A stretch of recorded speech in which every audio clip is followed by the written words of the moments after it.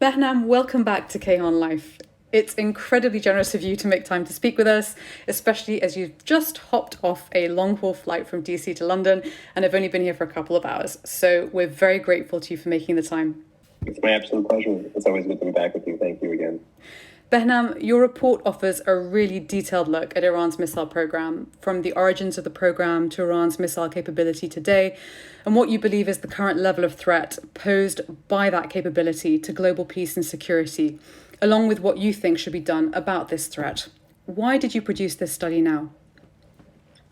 Well, you ask a very important question. Why I became fascinated with missiles has to do with Iran's experience during this conflict that gave it many of the threats that we face from the Islamic Republic today, whether that's terrorism, whether that's maritime escalation and asymmetric naval tactics, whether that's the nuclear program, whether that's the ballistic missile program. The wellspring for these threats posed by the Islamic Republic was the 1980 to 1988 Iran-Iraq War. So as someone who has read a lot of the primary source material on that, as someone who has read the biographies of the commanders who participated and fought on that war, I found it fascinating that, they routinely would talk about having to import even barbed wire, not having a sufficient domestic production capacity where they could carry out not just their ideological imperatives, but baseline, defense policy. And it was during that conflict that Iran set about procuring or attempting to procure ballistic missiles from three rogue nations: Syria, Libya, North Korea. Many of them continue to befuddle international security today. But there has been a long evolution of this program from the 80s, where they were procuring, to the 90s, where they were producing at home and deep in ties with North Korea, and to the 2000s, where they were increasing range and now more recently precision. But in the past few years, this ballistic missile threat seemed to be overshadowed by something newer, kind of flashier, kind of sexier. And people only dealt with the ballistic missile issue as it related to a potential nuclear delivery vehicle, and not looking at the conventional strike capabilities of Iran's ballistic missile program. As you know, I live and work in DC, and many in Washington kind of write off most of Iran's kind of homeland, domestically produced military capabilities as, being even less than what most third world countries have to offer. Conventionally, of course, the Islamic Republic does not have the military capabilities of many of its adversaries, so why worry about these flying tubes, for instance? And then conversely, these days everyone seems to be infatuated with drones. So if drones have caused this panic, and if something that is, about $20,000 that can probably go at max 1,000 kilometers, and that can probably carry at, max in some of these warheads 40 to 60 kilograms, this is the low end of that threat, because the Islamic Republic has, over the past 4 decades, mastered what I call the unmanned aerial threat spectrum, where at the bottom is indeed mortars, and then rockets, and then drones, and then cruise missiles, and then ballistic missiles. And so these are really the most powerful weapon in this broad arsenal of unmanned aerial threats. And for over a decade, multiple American directors of national intelligence have assessed that this is the largest ballistic missile program in the Middle East. So there were a host of reasons why I wanted to focus on it at this time, at this juncture. And I hope I did a good job of putting the spotlight on where this threat is headed. Well, it's an incredibly detailed report, and you've answered my second question in part. But in your report, you do explain in detail about the number and types of missiles Iran is holding, and I know that our listeners would be very interested to hear more about that. So, how many missiles does Iran currently have, to your knowledge, and what types of missiles are they holding? So this is a good question, because to date, there is no good baseline open source assessment of exactly how many ballistic missiles Iran has in its arsenal today. The U.S. government can say that Iran has the largest ballistic missile arsenal in the Middle East, and there are generic assessments, by major organizations like the International Institute for Strategic Studies, or Janes, for instance, that they produce textbooks and databases on military systems throughout the Middle East that can give you estimates of annual production based on things they have to correlate with what they get from the open source versus how other countries that are more permissive in the open source space produce a similar munition. It's quite a bit of guesswork unless you have an official who has come up with that assessment or has seconded that assessment give you a number. And I begin the report with a very generic number, which is a 3,000 plus number that in 2020, if I'm not mistaken, I think it was April 2020 or April 2021, that then CENTCOM Commander McKenzie mentioned with respect to Iran's ballistic missile arsenal. So at a price floor, I would take the 3,000 plus estimate in my head. If you're counting only ballistic missiles, I think the U.S. government may have counted classes of missiles that we might call short-range ballistic missiles, which can fly between 3,000 kilometers and 1,000 kilometers, and then medium-range ballistic missiles, which can fly, between 1,000 kilometers and just under 3,000 kilometers, or 2,000 plus. What the Islamic Republic has is inch slowly towards an intermediate range ballistic missile capability. They have one missile that's a potentially threshold system that moves them further to that department. And then there are even newer, lower tier, shorter range systems that are called CRBMs, or close range ballistic missiles, that can at max travel 300 kilometers.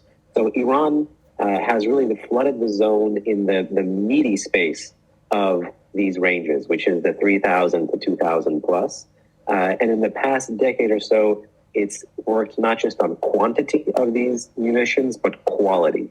Whether it's reports about what they can carry in terms of payload, whether it's reports that can be seconded by satellite imagery about precision, whether it's things that the U.S. or other national governments have said about different patterns of testing over time, or whether it's their use.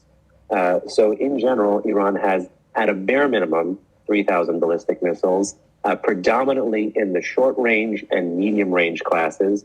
But it also has a robust space program called SLVs, or space launch vehicles or satellite launch vehicles, that could potentially be reconfigured for not just an IRBM, an intermediate range ballistic missile capability, but one day an intercontinental ballistic missile capability. And very scarily, within the Iranian press, these have increasingly been called what would be a potential ICBM. There were days when these space launches were heralded as something for the regime's status. Now they're being heralded as something for the regime's security. Notwithstanding that we're having to work with estimates, how do that number and capability compare with other states producing and holding missiles? So the very interesting thing about the Middle East military balance, and this is very crass, but it's an easy discriminating factor, particularly when you look at the GCC states, the Gulf Cooperation Council states, which largely but not exclusively buy from America, and then other Western, advanced industrial nations, which have a robust military sales program. I mean, the U.S. has even two different versions: foreign military sales, foreign military financing, which is beyond the scope of this podcast. But suffice to say, they are very intertwined with the foreign and security policy and the foreign economic policy of the Western nations that produce weapons. The discriminating mark you can use is, this is, you could say this somewhat pejoratively, the pro-status quo, the pro-stasis, the pro-American camp, the pro-Western camp, colloquially called the good guys, if you will, tend to have more jets or fighters. The bad guys, if you will, the anti-status quo, the revolutionary, the overturn the regional balance, tend to invest in missiles. And these, in some ways, this fact is brought to you by weapons of the weak. A ballistic missile, even, which can be expensive, is nowhere as expensive as a fighter jet produced by an advanced industrial nation. So advanced industrial nations would like fighter jets, not for every mission, but because you can equip them with different bombs so they can serve a multiple role. They have, robust human training programs, so you're training individuals who fly these things. It's the interoperability between the man and the machine, if you will. It's a little bit different when it comes to ballistic missiles, but there's less ground infrastructure needed, for a tarmac versus a transporter erector launcher. There's all these things that, in terms of the quantitative cost, get into why the Islamic Republic has invested in these weapons. But when the U.S. government routinely makes this assessment, one has to even consider that obviously it's not just about the people across the Persian Gulf, it's across the entire region. So that involves NATO state Turkey, for instance, where there are probably better estimates that I'm not privy to, but I'll take the U.S. government's word for there. And of course, Israel's assessments, Israel's arsenal as well. While Israel has obviously shorter range and medium range systems, most notably the Jericho, if I'm not mistaken, there is really no state that you can find in the Middle East, broadly defined, or even the Middle East, North Africa region, that has invested in ballistic missiles this way.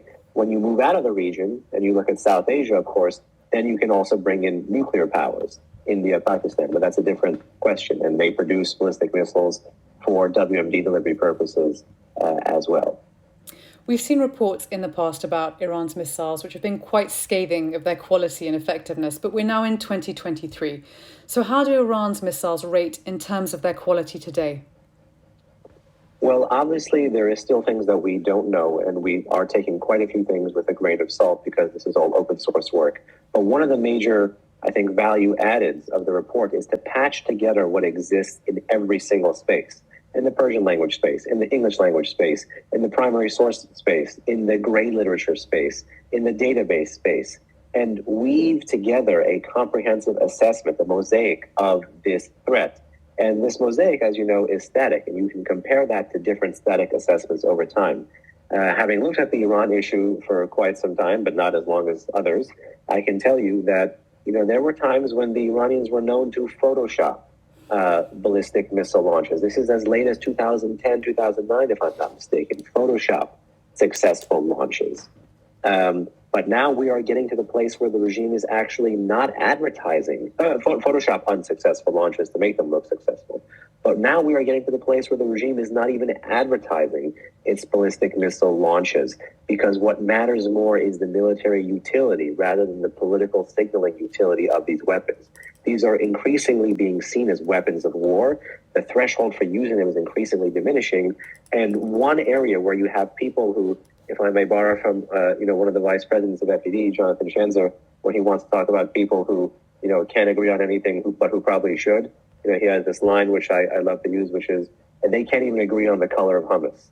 Where people who, from very disparate parts of the arms control community, the pro-deal, anti-deal world, who really can't agree on the color of hummus at all, but will converge on the fact that really for the past decade, there has been a revolution in the precision strike capabilities of these systems. And then the Iranians have given us data in terms of their increasing use and the nature of the targets that they've hit, and the American and public assessments of those targets that were hit after they were hit. All can be woven together to talk about several areas where the threat is growing, the most important of which, but not the only one, is precision. So rather than just being a weapon of terror on the shelf to fearmonger and deter, they're increasingly being used. Moving across to recent news, Iran's government's been accused of selling their missiles to Russia to use in its illegal invasion of Ukraine and to entities inside countries including Iraq, Syria and Yemen. Which of these interactions with and within other states concern you the most, or do they all equally concern you? They all equally concern me, but there was something that happened quite recently, which is a worrying trend, which may represent a worrying trend line, which was mentioned in the report, but because it was quite new, it happened in September 2022.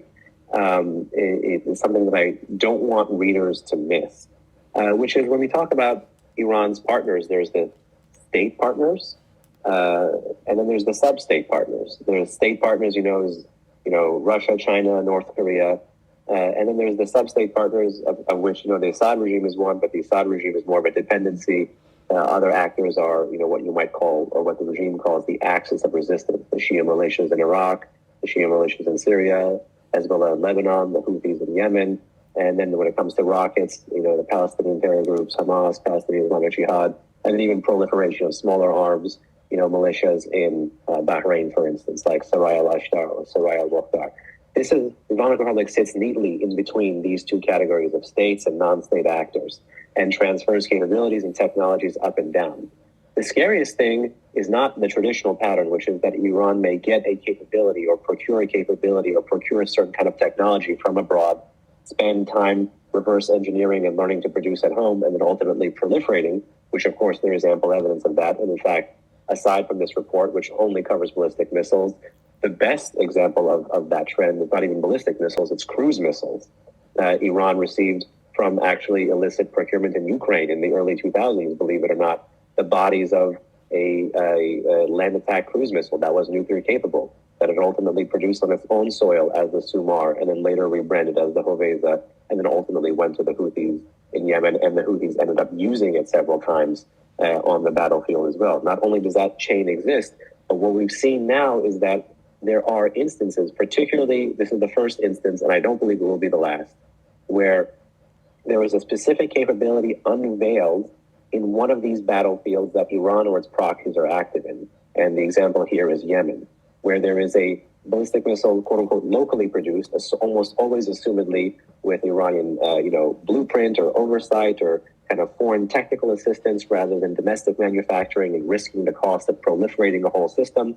Back in the day in 2018, for instance, the UN attested that Iran was cutting up its liquid propellant ballistic missiles and then putting them on small dhows and engaging in ship-to-shore transfers to Oman and then trafficking them over land to Oman into eastern Yemen, where it's dangerous because it's where Al-Qaeda in the Arabian Peninsula is, and then ultimately getting them to the Houthis, and the Houthis having to do field welding. You can see signs of field rather than factory welding on these large aluminum tubes, and then having them put it together in some basement while there's a war going on and then ultimately firing it. Rather than having them do that, war zones are ripe with material, by the way. If ISIS, while fighting a multiple nation coalition, can be building suicide drones well before anyone else can, they should tell you about the creativity of actors who can take advantage of all sorts of material on war zones, in war zones.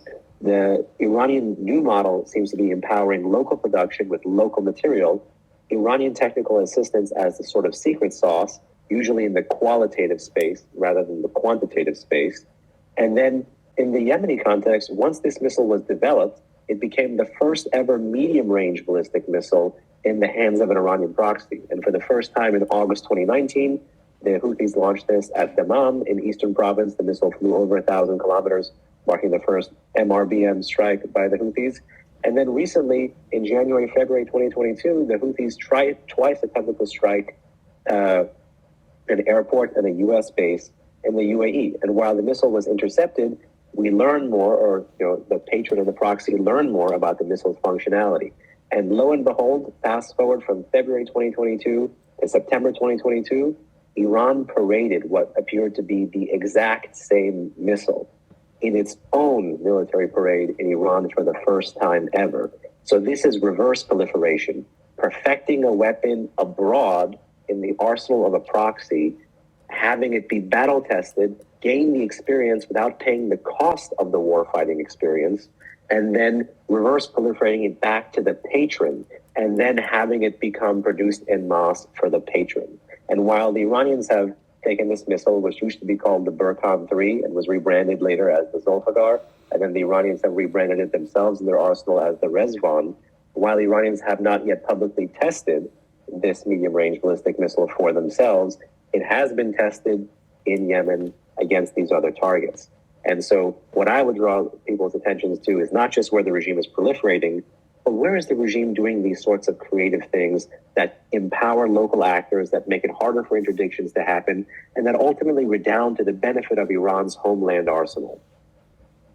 Just going back for a moment to the use of open source data, we know from previous reports by military experts that working out the number and type of missiles in Iran is often very difficult because researchers have to rely very heavily on open source data, which can be deliberately designed to inflate Iran's military capability and to cause confusion.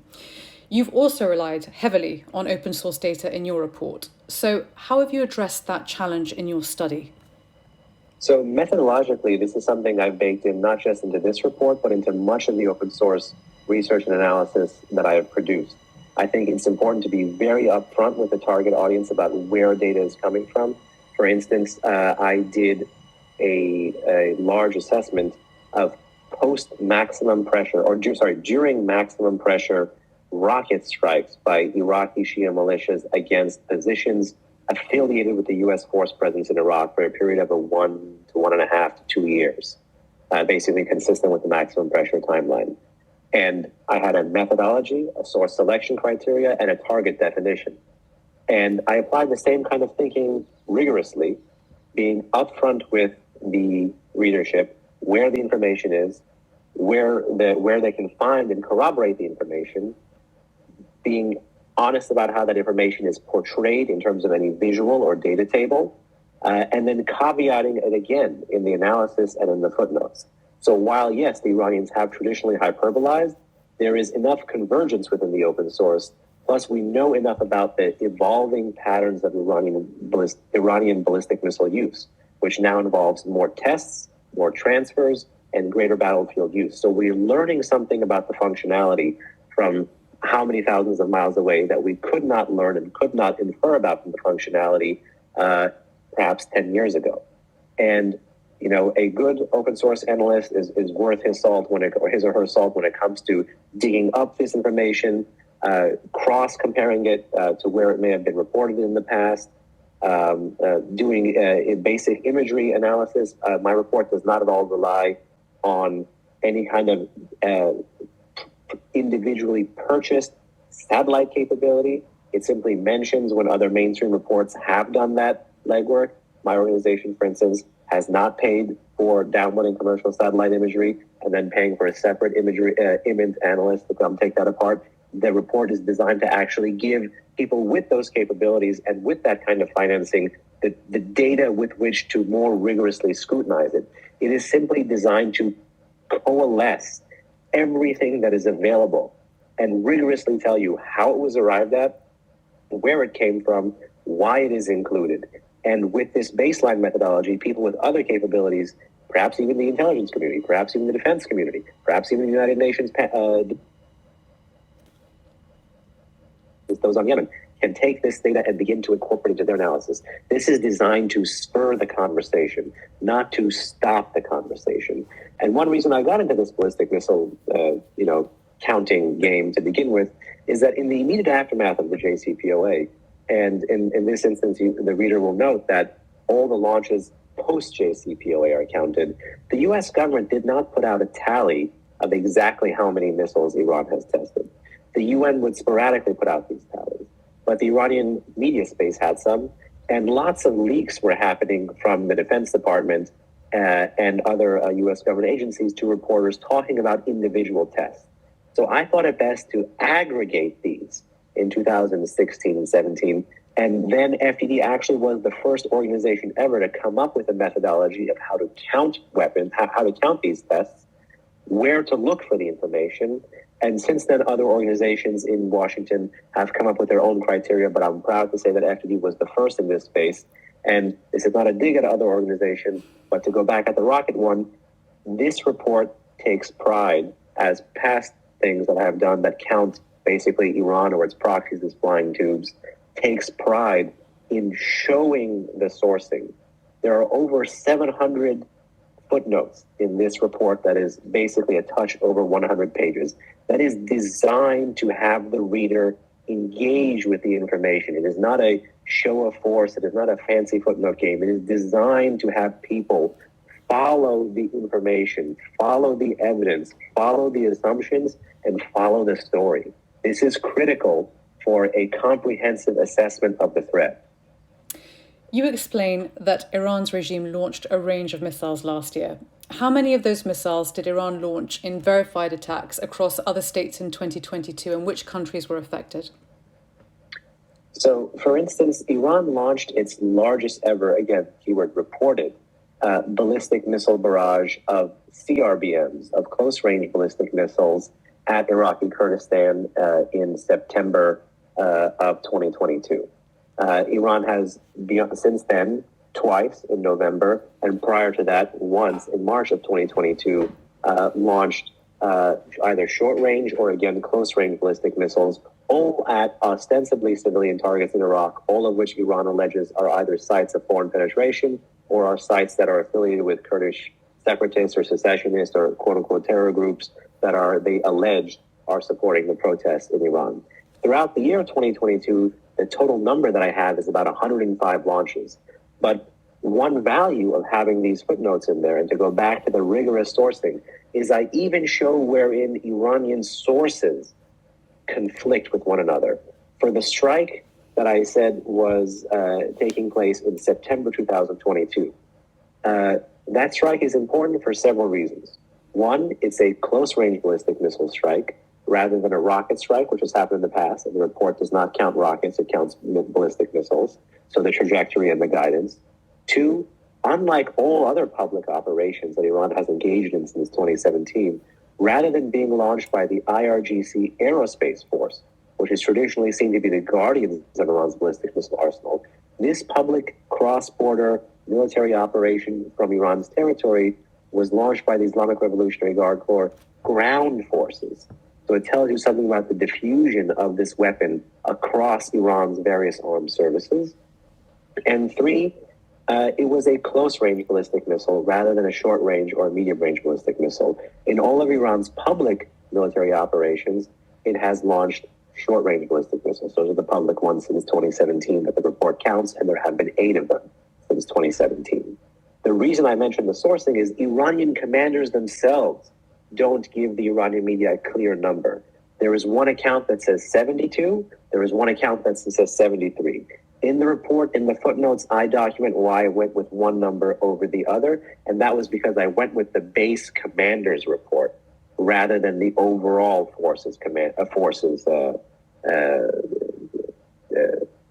the overall force commander's assessment of what that number was. The point is to tell people how these numbers are arrived at. Why do you say that Iran's missile program poses a greater threat to global peace and security than, for example, its nuclear program?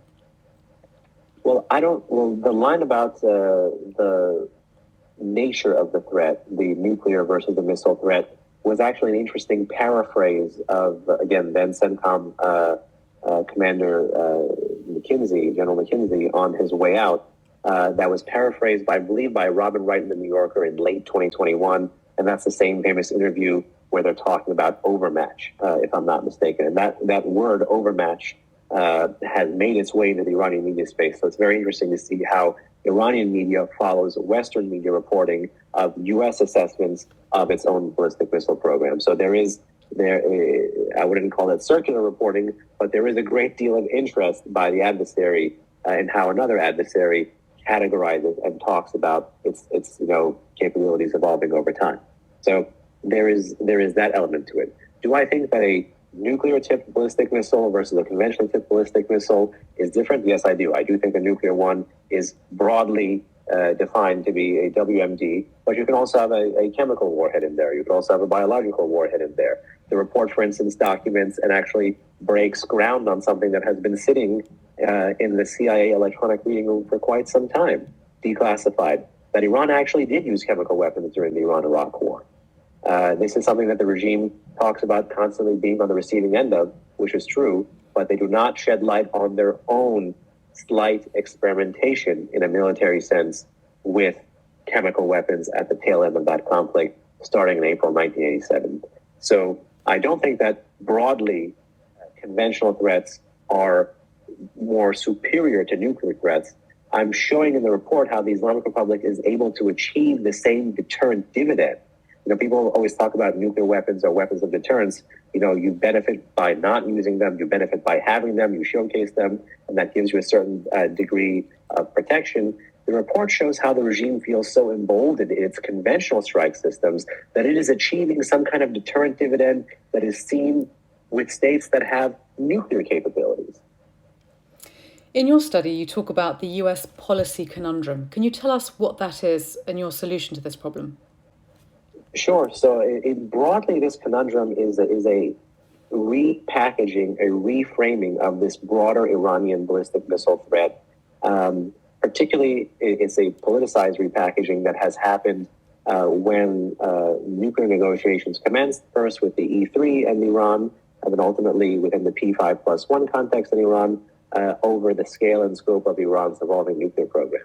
And throughout these very tense negotiations, which technically began in 2002, 2003, and were layered on and changed over time, and ultimately are what yielded the 2015 nuclear deal and the 2013 interim deal, this framing as the nuclear uber alles threat that it's nuclear first, everything else second, has meant in practice for U.S. policymakers, for transatlantic policymakers, it has meant nuclear first, sacrifice everything on the nuclear altar. This is a contested view that I have.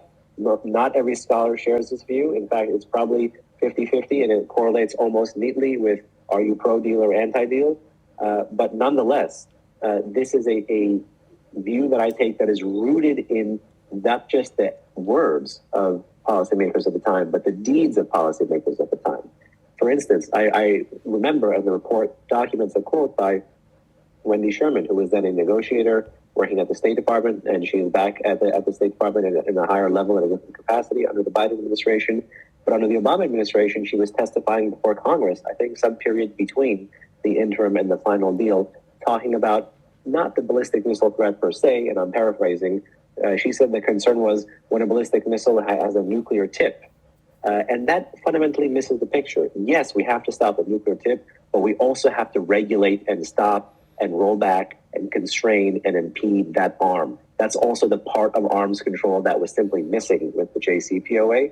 And ultimately, this conundrum has been to try to square peg round hole Iran's ballistic missiles as merely or only WMD delivery vehicles, when in reality, they also are WMD delivery vehicles, but they also pose this broader threat. And in this instance, I remember how brilliant scholars, and one of the people that the report is dedicated to, who I am indebted to and has been a trailblazer on this issue for much of his life, Mike Elliman, hung his brilliant analytical hat on this point, which was a caveat in the new UN Security Council resolution that codified the Iran nuclear deal, because that new UN Security Council resolution introduced a concept that related the intentionality of the missile to the design of the missile, if it was designed for a nuclear mission or a conventional mission. And in my view, didn't do a service to the broader threat that the regime posed. Him and I disagreed then. We were quoted in several pieces together. God rest his soul, he really was a trailblazer on this threat. But this is one area where we disagreed on the intention and design debate. And it's an area that while, open source people like us debated, the regime benefited from the lack of definitions, the lack of clear definitions, and the ambiguity. So that's why I think the JCPOA and everything related to the JCPOA really put blinders and handcuffs on our ability to deal with this threat. You also say that Iran politicizes its missile program and military exercises. How does it do that, and why is it important for the international community to understand that policy? Well, one of my favorite scholars, Tom Schelling, talks about communication that is through deed and not through word, or deed and not just by word. And the Islamic Republic's deeds also do carry a message. They carry a message to foreign audiences. They carry a message to domestic audiences. They carry a message to different kinds of regime elites. For instance, former President Rouhani, who was in many ways a patron of the missile program, ultimately in his quote-unquote re-election campaign in 2017, critiqued the IRGC for ballistic missile launches that had, genocidal slogans written in Hebrew against the state of Israel written on them. And he critiqued them, and he said the adversary will use this to, further, limit JCPOA dividends and whatnot. But you can see that the ballistic missile launches, as well as the critique of the launches, entered into a broader context of factional debates within Iran, which is what is the utility of this program? When and why can't you critique it? And lo and behold, after his presidential election campaign was over and Rouhani was at the helm as Iran's president, in 2018, he starts praising again the missile program. So you can see how there is a political overture that you can thread the needle to on these missiles and its importance to the regime through any vector. That was for instance, that was a domestic politics vector. You can see the opposite fear within a domestic political context of restraint on the missile file being read by an adversary a certain way. For instance, I remember in 2017, and I fell out of my chair when I saw this, that the current commander of Iran's IRGC Aerospace Force, Brigadier General Hajizadeh, he critiqued members of Iran's space agency for taking a SLV, a space launch vehicle, off of the launch pad after the very, very, very early days of the Trump administration's finger wagging and fire and fury. And I believe that the word that many were trying to put meat on and define and see how the Trump administration would stick to was the quote, "you're on notice." And so even when the regime restrains certain kind of missile tests, that too sends a signal to the adversary. You go on to say we should expect more missile attacks from Iran's regime rather than less in the future. Why do you think that's the case, and which countries do you think are most at risk? There is a certain formula that is crystallizing in the minds of the regime's, political and ultra-hardline security elite at the moment. And it's a dangerous formula, and it's one that is more likely to lead to accidental rather than intentional overt war in the heartland of the Middle East. And this formula is: the greater the known capability of Iran's ballistic missiles, the more likely the regime is to use it. The more likely the regime is to use it, the ostensibly less resolute, again, putting on your glasses as the Iranian security planner and not the Western analyst, the more likely the West is to back down. The more likely the West or other actors are to back down and accommodate Iran rather than contain and contest Iran, the lower the bar for the use of this system over time. And there is something very dangerous to this cycle. For instance, the same Brigadier General, Hajizadeh, was talking about the Trump administration's non-response to the ballistic missile barrage against the two sites in Iraq that were housing U.S. troops in January 2020 after the U.S. killed Qasem Soleimani, Iran's chief terrorist, who was also in Iraq at that time.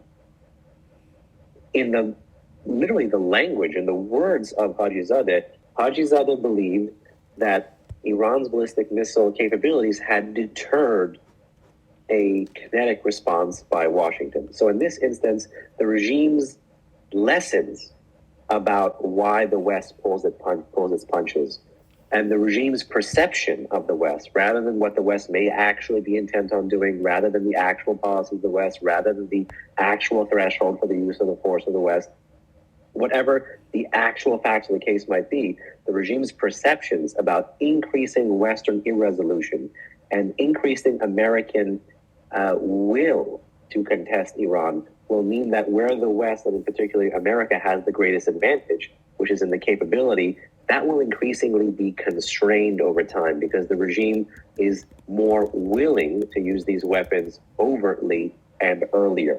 And that means it has greater control over any cycle of violence that could come about. Now, the caveat is when Iran fires ballistic missiles from its own territory that are public, again, this is a revolution.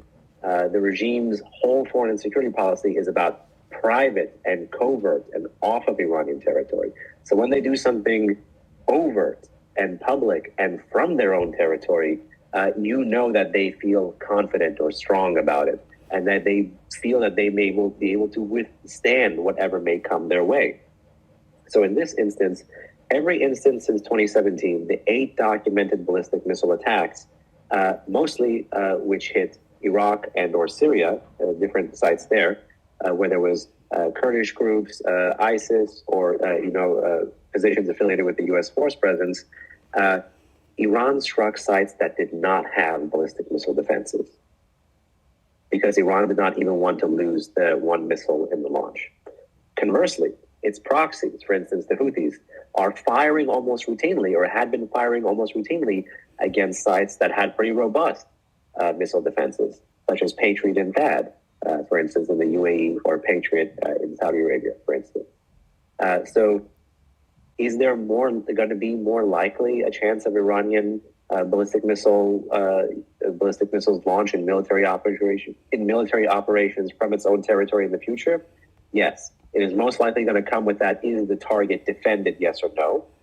And that's precisely why in the aftermath of Israel's drone strike against an Iranian drone facility in late January, early February of this year, I was immediately looking at northern Iraq again because the regime might try to strike what it believes are sites that they allege are tied to the Mossad there, or use that as an opportunity to kind of, signal resolve through some of these missile strikes. So the regime benefits from these, but also is bolstered by this, cocktail of forces that mean more tests, more transfers, and more use, which means more chaos. Let's take a look now at ways in which the West tries to constrain Iran's missile capability. UN Security Council Resolution 2231, which is tied to the 2015 nuclear deal and restricts missile production by Iran, which you explain in your report, is set to expire in October. There are also reports that the British Royal Navy seized Iranian missiles last week from boats linked to Iran's Revolutionary Guard Corps, which were being illegally smuggled potentially to Yemen, and in direct violation of 2231 and several other resolutions. In light of these developments and allegations about the regime supplying Russia with missiles, is it possible that the EU could reinstate the current restrictions as the deadline approaches? So there's a couple of things I want to unpack here. First, I know you mentioned that the regime has or may, but I want to clarify with respect for the reader that so far the U.S. has not confirmed that there has been any documented ballistic missile transfer from Iran to Russia, even though the U.S. has spoken extensively about the potential for that and has spoken about a contract for that. There has been no documented sales, supply, transfer, let alone use by Russia of an Iranian ballistic missile. That's not to say it's not going to happen. In fact, I think it will happen quite quickly after that October 2023 deadline lapsing. But that is one thing to note. The second thing I would note is that as these other actors, particularly the UK and the EU, are synchronizing their sanctions regimes with the U.S. Treasury Department, and you even see involvement in new non-nuclear sanctions by the likes of Canada, Australia, even New Zealand since the protests began, but also since the drone cooperation between Iran and Russia was unveiled. Do you see greater interest in using sanctions against Iran's drone program? The irony of ironies is that as the world, and in particular the transatlantic community, is getting tougher on Iran's drones, per that deadline that you mentioned, they are set to delist the mother lode of the Islamic Republic's defense industrial base, particularly entities active in the procurement, production, or proliferation of ballistic missiles, and most importantly, that entities that function as the missile research brain trust. I mean, to remove Aerospace Industries Organization, whose logo is stamped on a whole host of precision strike short-range ballistic missiles, as well as space and satellite launch vehicles, at a time when you think you are getting serious on the drone program, is simply absurd. And that's being as polite as I can be about it. So wherever the E3 is on snapback, wherever America is on that, the UK and the EU have an opportunity to step up that synchronization that we've seen when it comes to drones and to prevent the lapsing of perhaps one of the most important multilateral prohibitions against the regime's ballistic missile program. Broadly, the West and in general the international community has had a cocktail of tools, from export controls to sanctions to sales or supplies of air and missile defense to occasional military exercises and a few other things in their policy toolkit to offset this Iranian missile threat. My qualm is not with any of them empirically or flat out right. My charge to the policy community is to not see them as monadic. Export controls, yes or no. Sanctions, yes or no. It's to see all of these tools as a question of volume that, given the pace of the threat, simply have to be scaled up tenfold just to keep pace with the evolution of the threat. Thank you so much, Behnam. It's always a pleasure. Thank you, indeed. It's always a pleasure.